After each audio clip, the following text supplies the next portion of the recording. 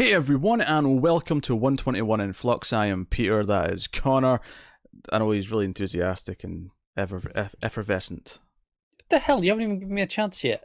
You usually just steamroll on through that and you don't give me a chance to say anything. Yeah, but you're always kind of cynical and dull and miserable. So I took a shot. Look, I might end up being cynical and miserable and maybe dull. We'll find out. But I hadn't had a chance to be yet. Dull's the most likely one. Don't you put that at the end as if that's the maybe one. I'm never dull. I just even when I'm miserable and cynical, that's enjoyable for people. Some people. Feel free to comment on that topic. So we're going to talk about a movie. We talk about movies on this show, and on this episode, this is the first one we've picked in a while because the last 3 episodes were all vote winners, and the next one will probably be a vote winner. But we wanted to just pick a movie and do it because it's been a while. It has, hasn't it? So we picked Duel, which is Steven Spielberg's first movie. Technically a TV movie, actually. Originally. Yes. Oh, we watched the extended theatrical version that came a little bit later. I believe we did, yes. Because my first thought was, wait, this is in 185-1. What? Yeah. I actually googled it to see which scenes were added because I was intrigued after I finished it. I was like, oh, which bits were not in it? Interesting. Well, we can talk about that later. We'll get to them in a bit. Yeah. But yeah, so I think what was interesting. So neither of us had seen this before. This was something that'd be on my radar for a while. We'll start spoiler free, of course, and we'll give you warnings somewhere before spoilers in the middle. Yeah, and we basically chose this because we mentioned it a few weeks ago on a different show somewhere. It's good enough reason as any. I mean, yeah, and we went, why not? Because I think we were talking about Spielberg's career, and I think it got kind of like melancholy because there was a big shit period. Neither of us really kind of like Spielberg that much since the 90s. He has this great period from the early 90s at that. He has this great period from well, I won't say if it's from 71 because that's when this movie came out, but certainly 75 with Jaws up until 1993, which had both Jurassic Park and Schindler's List. And some people love Saving Private Ryan and Minority Report. I think they're both fine, but I don't love either of them. Yeah, I'm not a huge fan. I think Catch Me If You Can was probably better than those two, but again, I don't love that movie. Like, there's some solid movies. Like, I remember enjoying War of the Worlds well enough. I enjoyed The Terminal just fine. I actively dislike that War of the Worlds. That's fair. It's not like he's making bad movies for the most part. He's making very dependable, fine, functional films. They're fine, yeah. But, I've been just been excited for Spielberg. I think of Spielberg, I think of, Jaws, I think of Close Encounters, E.T., Jurassic Park. I think of these movies. And it was kind of exciting, the idea that, there's one big one from that early part of his career that I hadn't seen. And I really wanted to go back and watch Duel. And just the premise alone, it was like, a truck harasses a driver. That's the movie. That is the whole movie. And I'm like, yes! It's so simple that you have to be good to pull this off. Yes, you have to be good to pull this off. Exactly. It's all in direction. It's all in how you create the suspense, how you tell the story with presumably very little dialogue, and just make it this premise. Look at this predator. You could have argued that me and Tim should have done this on streams. Maybe not. Like, I don't know if I'd go as far as say it's a horror movie, but it's the same debate we have about Jaws, though, isn't it? It actually some people will go, yeah, I mean that's kind of a horror movie, and I can see the argument. Yeah, bizarrely, I would never put Jaws on screens. I would always do Jaws on this show. I know, and I believe we did, right? We did, yeah. We did that for Shark Week last year. Yeah, we did, didn't we? Yeah. And I know, and I agreed with you. It's not a horror movie, but I can see the argument. Yeah. So, driver named David. It's the only character's name we have to know. He overtakes there's this big truck in front of him, this big tanker, big flammable on the side of the tank, and he overtakes the truck because it's kind of going slow. It's in his way. It's this, there's exhaust fumes hitting him in the face. Gets this big truck. The truck driver takes a bit umbrage with that. He doesn't like it. About it. And that is the inciting incident, and then the movie just plays out from there. Anything else would probably be spoiler territory. So, Cara, did you enjoy Duel? I did. I thought this was real good. Very good. I also quite liked it. I bizarrely I almost wish I saw the shorter cut though. I think it maybe gets a bit long in the tooth in the last 30 minutes. No, I agree with that. However, when I looked up which things were added, there were things that I really like. That Oh really? so early on in the movie, you have a point of view shot from the bonnet of the car, the hood for the Americans. Right? You have this long extended sequence. That's the opening title sequence for the most part. Yeah. Yeah. Apparently, all that point of view stuff is all for the theatrical cut. Oh, that was really good as well. Yeah. Okay. Yeah, No, I'm like, yeah. okay, I really like that stuff, and that's all. And there's some kind of dark humor beats, which we'll talk about later, specific Yeah. moments that, again, moments I really quite liked that were added for the theatrical cut. So there are things I would cut away and trim off maybe 10, 15 minutes. But amusingly, not of the stuff that was in there. But it was all stuff that would have been in the original cut anyway. Okay, fair enough. Yeah. I guess I assumed that since I had a little bit of pacing issues, it was created in the theatrical cut. But it sounds like no, it's the opposite. It was just the movie got better with the theatrical cut, and the pacing issues may have still been a problem. Okay, but that was really good. And I think what I like about it is because it is just purely, I mean, outside of the stuntmen or the stunt drivers specifically, it is all in the direction. It's how do you sell this story where we have this truck, you never see the driver, and you just sell this suspense and harassment out in the country road. Because you know, this is not main streets. This is not nothing like that. This is all just middle of nowhere highways. It's quiet roads, back roads, desert. Deserty, yeah. And that's the movie. And there is a character story in there. It's very simple, but I'm glad it's there. There's just a little bit of an emotional thing just to give you enough of who this character is as to what the story means to him. Well, I'll save that for spoilers, I suppose. But just, you know, like that's almost a problem with Tom. This movie is so simple that talking about it without spoilers, there's very little to say. Yeah, because you've got a performance from the main actor here, Dennis Weaver, who plays David. He's solid. Yeah, I mean, he has to be because he's kind of the only actor in it for the most part. Yeah, outside of one or two scenes where he interacts with some like locals in a small town, he's kind of on his own. Yeah. I mean, he's good. I mean, yeah, what we're talking about direction. We're talking about how the camera treats similar moments, and I think one of the big things for me getting into this, and for the most part it was true, with the exception of maybe just some stuff towards the end that felt like it was repeating some stuff earlier, is it had to keep escalating. Like every time it got into a new situation with the car and the truck, there had to be a new play on it. There had to be a new reason why this time it's a bit different from last time, why it's now gotten worse, or it's more extreme, or it's more dangerous, or it's whatever, right? Every time, because if it was just... Because obviously one of the first things that obviously happens is the truck just chases up behind him and rams into him, right? That's quite early on, like that sort of thing happens. And it's kind of the first time where it's just not a petty driver, it's like, wait, shit, this guy's actually dangerous. Like, it could be very easy to just kind of keep doing that over and over because it's the most obvious thing to do in this concept. But it has to keep playing with it and plays with the idea of, okay, so how can we shake this up? How can we have the truck harass him in a different way? How can we play with him emotionally? It's relatively inventive in that. Yeah, it does. There's a few things. I guess my only critique pacing wise is that there's maybe just a not right at the end, but there's like a chunk just before the final kind of, we'll call it standoff, where I feel like it was just about going fast again. Whereas I felt like we'd done that already. That was one of the earliest things. Yeah, we've done going fast. Let's do different things. But other than that, like suspenseful, enjoyable, and simple, and I guess it was making me annoyed at like current day cinema because I was sitting thinking as I was watching, I'm like, this is just so simple. Like Spielberg took just a simple idea and said, how can I make this exciting, and built a movie around it and just executed it to the best of his ability. I feel like movies today are so obsessed with stuffing in twists and turns and making things as complex as possible. Which what I appreciate is there's one movie recently which is almost like, okay, no, I can top that. Sure. Mad Max Fury Road. Oh yeah. and that was also a wonderful breath of fresh air, right? It's like, oh, this is like nothing else. Like, nah, screw all your other stuff. We're just driving. Yeah. That was, obviously, a lot more cars than that, and there's a lot more characters, but it's just one big chase scene. Yeah, exactly. Yeah. It was like, no, screw it, that's enough. And it's all down to just direction and a bit of character work. And this is very similar in that regard. Yeah, yeah.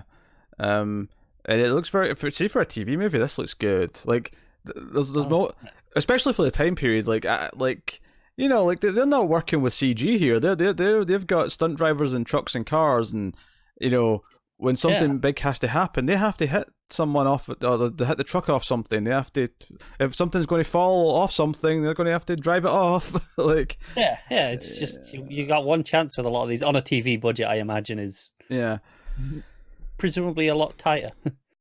Did you notice the goof where Spielberg's reflection was in the movie? Yeah, presumably a unfortunate side effect of the reframing with the aspect ratio.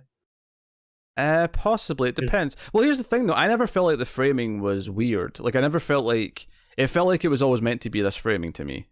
No. I agree, but I don't think it was necessarily. You know, there was probably when it's filmed that it's like, it doesn't matter. It's gonna, you know, it's not gonna be. Yeah, I'm not gonna be on shot anyway.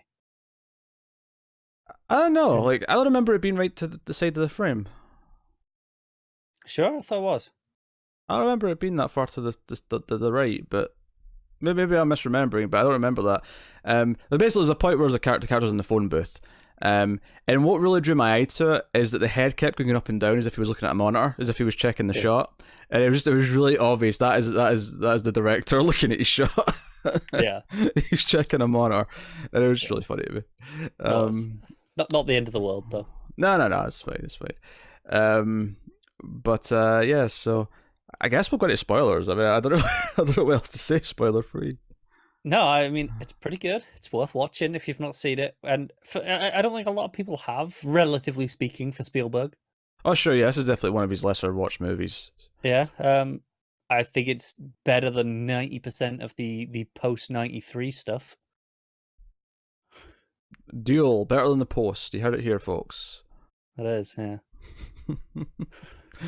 No, I really did. So, full spoilers then for Duel. And it sets up the character kind of, because this has to represent something, right? It's not really a movie if it's a truck chasing him and that's just it. Action, yeah. And there's one conversation with his wife on the phone early on that sets up what this is. This truck, because there was actually a point for a period in the movie, I was starting to question if the truck even was real. I was thinking it might just be in his head at one point. Yeah. Just because there was like one line from like the bus driver that he talks to where he's like, I didn't see a truck, and I was like, wait a minute. I would agree if we didn't have I think, is this before or after that, the stuff with the snake lady? I think that was before the school bus, wasn't it? Oh no, Snake Lady was after. Oh, was it? Okay. Because that was the, well, I mean, I assumed it was real once it pushed the school bus, but it was with the snake lady. I'm like, well, it's definitely real now. It's just wrecking fair enough all this shit. So, and she's witnessing it all. When it comes back and pushes the school bus is one of the things that was added. That's amazing because that is actually one of the best little jokes. So what I was getting at is that the truck basically represents his own insecurities and his guilt over not intervening. Like basically, he feels it less of a man. He can't stick up for things, and he's a bit of a pushover. And the whole idea of him fighting the truck is like he's finally getting over that and like rising to the challenge. The whole movie, he's not. He's just getting out of the way, just driving faster, just pulling over at not getting involved. It's very simple. It's not super deep, but it's there. It makes it work at an emotional level, which means that it means something. What I will say about the scene where he phones his wife though, is that the incident that kind of made him feel this way. His wife brings up it from the night before. I thought it was very odd. She said the sentence, "This guy, whoever she was talking about, basically tried to rape me in front of a whole party." And I mean, if that's what it was, then call it what it is. Like I'm not saying downplay it, but I did think it was odd. She said that in front of her two young boys who are like maybe 6 years old, like sitting right next to her, and it felt a little bit nonchalant. Yeah, and she didn't even like whisper. It wasn't like she was like, he tried to rape me. Like no, it was like she said it as if it was nothing. Yeah, in front of her children. It felt really weird, but yeah, it did. Different time, maybe this is just. It could be just to be expected from the 70s. I don't know, but so he goes on. So obviously he overtakes him at the start, and it sort of and he overtakes him back, and it's a couple of times. And in the time where he's kind of concerned that he's like, wait, he's actually dangerous, is At one point, like, he stopped messing around with them. The driver on the truck puts his hand out and says, "Go on, overtake me. You're good to go." And he goes to overtake him, and there's a car coming down the other side. Basically, it was almost like a really dark prank. Like, hey, come on, and then like, oh shit. There was a lot of black humor in this. Yeah. And, eventually he's speeding along. He's trying to get away from him, and he ends up at the small town of the diner, and. This becomes a great scene. Now, I'm not necessarily sold on hearing his thoughts, I have to say. Yeah, no, I agree. It's a little bit clunky. It's like I feel like maybe he wasn't confident enough in the actor to portray all of these things looking around the room. Well, I'm of two minds about it, because on face value on its own, I'd say, yeah, don't have the narration, just let it be silent, just let him sort of sit there, and because the whole point of this scene is that he starts looking around the diner because the truck's parked outside, and he's like, who is it? Yeah, which one of the people in here is the driver of that truck? And it's a really great idea. And I think the argument for having the inner thought narration is that if you did this silently, you wouldn't be able to actually draw it out as long as it does. Because we're hearing his thoughts, we get a lot of like him second guessing himself. We get a lot of these things, and I think you could do that to an extent silently. I don't think you could actually draw out to the. No, I still think you could, because you could have it. Him sitting there, he's eating, you're not hearing anything. He looks out the window, and he sees it, right, and then he's you got him looking around. He goes up to a few people and he's like thinking it's them, and then maybe not. You can still do all of that silently, I think. You can, but you can't draw it out the way it does, because it does draw it out for a long time where he's sitting there second guessing each person, and he's it does the fake out where he confronts that one guy, leads to a bit of a fight, and then the guy leaves, and it looks like he's going to the truck, but then he drives another smaller truck from behind it. Just enough to like make you doubt him. And if you were thinking at this point maybe the truck's not real, like that this scene would actually kind of work with that, like nothing about it. Yeah. So I really like that scene. It's the fun setups like that, and then the thing with the school bus where he speeds along to try and get away, or he hides for a bit, and the truck gets ahead of him, and he ends up at the school bus, and all the kids are out. He's like, "Hey, I need some help to push the school bus. I can't get it moving." He gets stuck, and he has to eventually get away, and he gets away as the truck's coming back, and he's hiding at the other end of the tunnel. And he couldn't get the bus to move, and you see this truck move the bus. And like you say, it's kind of a sort of dark bit of humour, but it also kind of adds into the theme of the film, is that it's emasculating him. It's like, no. So, yeah, because he couldn't help, but someone else did. Yeah, so there you go. So someone was in need, and something else could help. So this entire school, was this entire school section gone? I don't know if it was the entire thing, or if it was just the final bit. Yeah, I'm not sure. It's where I read wasn't entirely clear about it. I think it loses a lot if the whole thing's gone. I do as well. But I think even just that one beat at the end, it gives that that's the extra thematic thing, right? Like just the truck coming back, even if that's the only bit missing. Yeah, it loses a lot just from that, because that's like it really ties into his character and what he's going through. Yeah.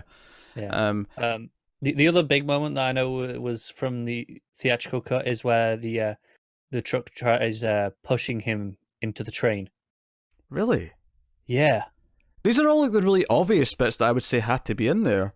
Yeah, I know, and these are the bits that weren't, and I'm like, so that's what I'm saying. Okay, you want to cut some stuff out, and I agree, but these are absolutely not the bits you cut. No, they're not. Like, to me, that feels like an obvious set piece. You do the crossing, you do him try to push him in, and all the rest of it. And then they keep changing things up, and then the big sort of final one. It gets crazier and crazier, because up until now you could argue that he's trying to scare the shit out of him, but he may not necessarily be trying to kill him, right? Like, sure, he keeps doing these things that are kind of dangerous, but they could just be really poor sense of humor, or Yeah. But when he gets to the snake lady and he's trying to phone for help and trying to phone the police, the truck just starts driving at him to stop him from calling the cops, runs through the phone booth. Destroys the phone booth, and then just swings back around as right into all the snake cages. Yeah. The woman's really obsessed with the snakes. She doesn't seem to care about the spiders or the lizards. No. she keeps the truck keeps like spinning out. He goes through it like 3 times, maybe 4.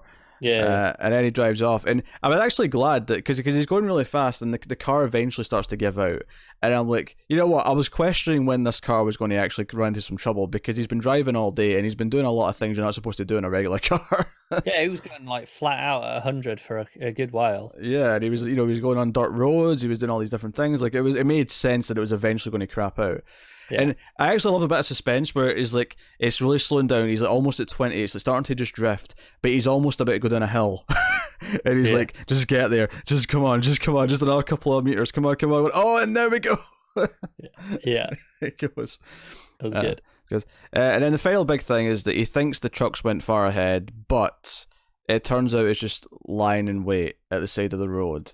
And we have this kind of standoff thing where every time he tries to go up, it'll come out and try and get him, essentially. So he keeps having to go back. It won't let him pass. It's basically that school bully thing of like just not letting someone into the door they'll try to get into. Yeah. And just jumping out. And he tries to get this whole couple to help him, and they just think he's crazy. Then the truck comes and drives at them in the car until he runs away, and it just swerves after him instead. Yeah. So eventually he just has to, it becomes this like, standoff moment, and he eventually just has to go for it. And he intentionally fights back and tries to kill it. And I say it because at this point the truck is the killer. The truck is the villain. Yeah, it's not the person in the truck because who cares? The truck's got all the character. Yeah, he basically lures him to the edge of the cliff and just like sort of rams into him, car on fire. Jumps out and is like, okay, no, all the fire and the smoke will block his vision, and he'll just go over the edge. And indeed, he does. Yep. And the movie just kind of ends there. He's sort of like sitting, like picking at the ground. Beautiful shot with him, with the sun behind him. Yeah, because it's all set over one day, so this is just getting to sunset. Yeah. And I'm like, oh man, he's good. How long is it till the next town? Like, how much is he walking here? Yeah, I mean, to be fair, the car was crapped out anyway. It wasn't getting that much further. True. I'm not saying he wasn't in a pickle either way, but I mean, just not ideal. Yeah, but no, he's so we're left with him like just sort of sitting there with the sunset and sort of contemplating. But he won. He proved himself. Yeah. There you go. There's the movie. Yeah, it's real simple, but I think the direction's really great. Yeah, because there's a lot of things with because a lot of simple shots were just pans and stuff, but there's a lot of things where they clearly had like a rig for the camera, which again is impressive for a TV movie. I love all the shots low down, looking up at the truck, and on the side. Yeah, they make it really menacing. You never get like a high angle shot of the truck ever. No. You'll get an even shot maybe, but you don't get high angle shots. You get a lot of low angle. And it'll do that thing where it'll kind of like when he first like overtakes it, or maybe even the second time, because at this point he's like more like, oh, he's an asshole who's trying to mess with me. You get more of like his POV, and you can't even see into the side window because obviously the truck's so high up in comparison. So you just see like the door, and you go around it, and it really paints it as this monstrosity, this Goliath that must be taken down. It's a David and Goliath story, and surprise, his name is David. Yeah, not the most imaginative, was it? I'm fine with that. It's not. I mean, I'm not really bothered by it. Just okay, it's nice and obvious. It's a common enough name that it doesn't ring weird. No, no, it's not like he was called Goliath. That would be weird. Oh, see if the truck had Goliath Industries or something on the side of it. I'd hate that. I actually really like the truck itself. It's got like these little stickers on it and stuff, and we'd sometimes get like close-ups just of we're staring, trying to see if there's any clues as to who's in there. Trying to get the identity, and it's like, okay, no, this is good. Yeah. No, I think what makes it work is that it's suspenseful, and it's the direction that makes it work. But I keep coming back to, again, it's just simple. It takes the idea, and it knows exactly what it is and just goes for it. It keeps iterating on it. It keeps thinking, okay, how do we? What are the natural different setups we can do? Which is why I'm surprised that some of the scenes you're telling me weren't in the original cut. Yeah. Because to me, the crossing section is like a natural thing to do if you're doing this premise. So it's I weird to was me. shocked when I saw all the point of view stuff from the start was in the theatrical version, because that was such a great way to just kind of ease in, because the journey out to this deserty Yeah. You road. mean not in the TV cut? That was a weird way of phrasing it. What how did I phrase it? You said it was weird that they were in the theatrical cut. Well, yeah. In this case, the theatrical cut's the longer cut. So yeah, okay. But I get what you mean, because usually Yeah. that's the shorter one. Yeah. It's weird that they're only in the extended cut, shall we say? Sure. Yes. Because that's such it's all this scene setting at the start, and it's establishing all this stuff, and it's so much style in it that it's weird that just wasn't there. Yeah, it's just bizarre, but I guess TV movies, there's a demand to just kind of right straight into it. I guess, yeah. I guess you have your slot, your time slot, and you need to hit that time. I assume since it was 71 minutes, it was probably a 90-minute slot on probably. TV. But yeah, no, but as it is, it's a pretty tight 90-minute movie. Like I say, there's just a little bit of repetition in maybe some of the concepts for a little chunk towards the end. But other than that, like, it was a really pleasant watch. And again, simplicity. Sometimes simplicity makes for a great movie. And I wish modern movies would maybe adhere to that a little bit more. There's a handful recently, that are like, okay, no, this is just simple, that are really great. So like I mentioned Fury Road, Lock is one that, hey, here's a 90-minute drive in a car. No action, no chase, but it's simple, right? And it works, and it's fantastic. Yeah.